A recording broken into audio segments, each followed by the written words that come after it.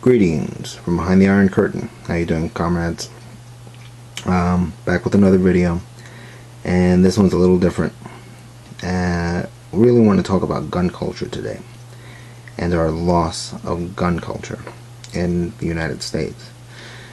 And a lot of you out there might be from really cool states, as I call them, Texas or Arizona or Alaska.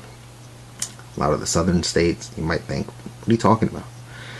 That my family all owns guns. All my neighbors own guns. Gun culture is alive and well with me. And you're probably right. But the country as a whole is going in another direction. Even in those really cool states, larger cities where the population is much larger than in your smaller towns, you're going to see that the transplants from places like New York, LA, Chicago, they're bringing with them their own gun culture, which is to say their anti-gun culture. And this is very real. We are conditioned to believe certain things about guns, to fear guns, and to associate guns with two different types of people.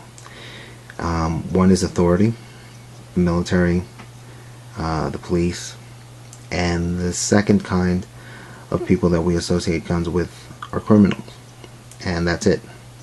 No one else should have a gun. That's the common wisdom in blue states. Of course, you see my username. I don't believe that, even though I was born and raised in New York City. Have I been conditioned? Yes. The way I view guns will be different perhaps for the rest of my life. Even though I'm an NRA member, I believe in concealed carry. I believe in very, very, very limited gun laws. That is my logical, reasonable, conscious side. My subconscious side has a mind of its own. And I get a little nervous around guns. When I see other people who are not police officers with guns. And this is through no fault of my own. I was just conditioned to believe that way. When I was a kid in grammar school, every year we would have a police officer in uniform, NYPD, come into the school and do a presentation. We had a number of these presentations. Every year will be a presentation by a uniformed police officer about drugs and the dangers of drugs. And the other was a police officer on some other day coming in and telling us about the dangers of guns. And either they would come into our classroom or we would pack into the gym, and there would be your, New York's finest in uniform telling us about how dangerous guns are. And I have nothing against NYPD. I might have mentioned my brother-in-law is an NYPD officer in the Bronx, and he's a good guy. But it was part of an agenda. And we still have that agenda going strong. This is when I was a kid. I'm 30 years old now. And I remember one story that always stuck with me because I would hear it every year. But I've done research. I've never found this story. It doesn't mean it's not true, but it's about a New York cop who's doing, I was a kid when I heard it, so forgive me if I don't get all the details right. But for some reason, this officer was dry firing in his basement. He gets a call from his wife. While he's on the phone with his wife, he loads a round into the pistol absent-mindedly, and he hangs up with his wife and continues to dry fire at a wall in his basement. The bullet bounces off the wall, up the ceiling, and into his child's bed, killing him. that story doesn't sound very real to me, which is why I did a lot of research on it. And even if it is real, it wasn't guns that was the problem. It was a really stupid mistake. And why is this guy doing any kind of dry fire continuously in his home? That just doesn't sound like a smart idea. But of course, we're all kids and we gasp at this story, and it's tragic and it's terrible. And it kind of cements something in our minds. And I'm 30 years old, as I mentioned, and I was about 10 when I heard this. So you see how, well, I heard it maybe 3 times in 3 separate occasions. But it stuck with me because it was a very tragic story. And that was the idea. Make guns scary. And we have this going on a larger scale now. We have the mass media involved. And I wanted to show you guys some pictures. And tell me what you think. A lot of you guys out there in red states, in smaller towns in red states, might look at guns and think, hunting. Good, fun sport. A lot of you PETA activists might say, yeah, that's part of the reason guns are terrible. Look at those ducks. But most sane people would say, yeah, seems like a nice, decent guy. And this picture. This guy's a competitive shooter. And, sports, fun. When we're in school, these are usually the pictures we are confronted with, and this is what we're confronted with in the mass media as well.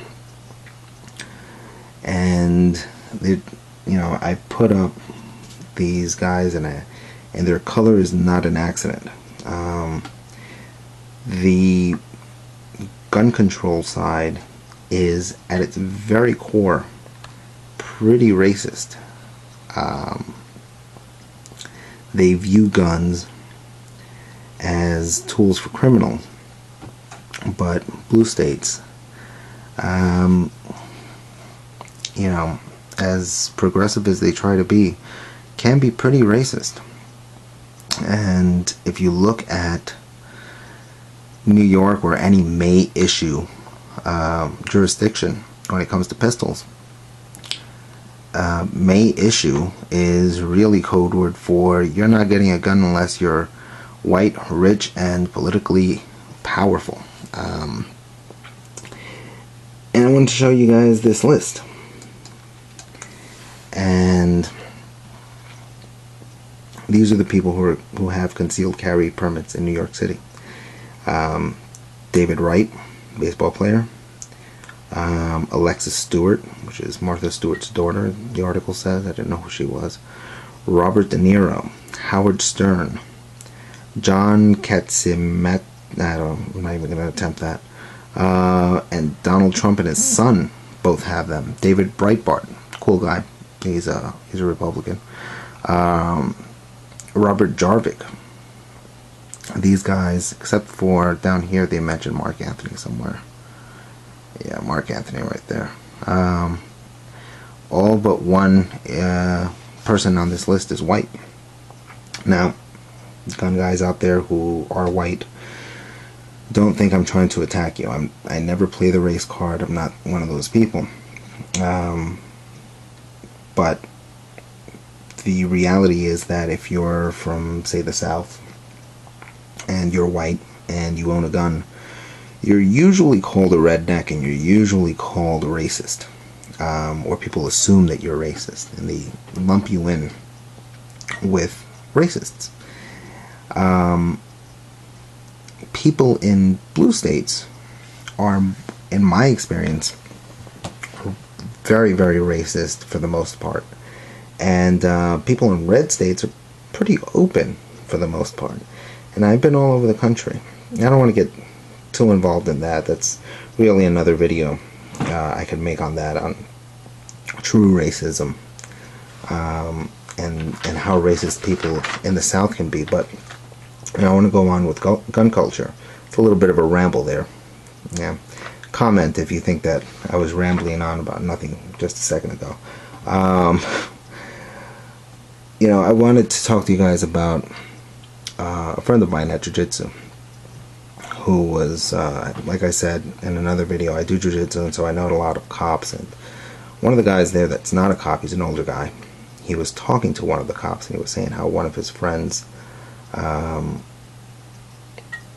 just loves guns, and he's a gun nut, as he called him. He said, he's always talking about these guns and those guns, and I just want to tell him to shut up, and he's telling this guy, and the guy's kind of nodding, he's really not paying attention to what the guy's saying, and he says, I asked my friend, is he a cop? Were you once in the military? He says, no. And he says, so why are you so into guns?